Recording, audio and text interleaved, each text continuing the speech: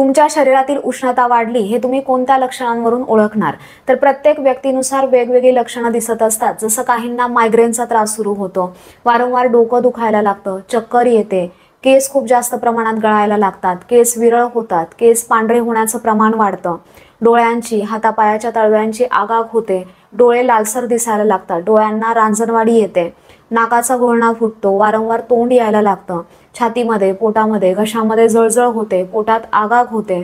लघवीला आगाग होते म्हणजेच उन्हाळी लागते, संडासच्या जागी आगाग होते, त्यानंतर मूळव्याधीचा त्रास सुरू होतो, लघवीतून, संडासच्या मार्गातून किंवा महिलांना मासिक पाळीच्या वेळी ब्लिडिंग जास्त प्रमाणात व्हायला लागतं, त्यानंतर अचानक चेहऱ्यावरती पिंपल्स यायला लागतात, त्वचेवरती लालसर रंगाच्या पुटकुळ्या दिसायला लागतात, उष्णतेसोबतच शरीरातील वात वाढला किंवा वांगाची इतर कारणं जर घडली तर चेहऱ्यावरती हळूहळू वांगही यायला लागतात. तर अशी वेगवेगळी लक्षणं आपल्याला शरीरातील उष्णता वाढल्यानंतर दिसायला लागतात.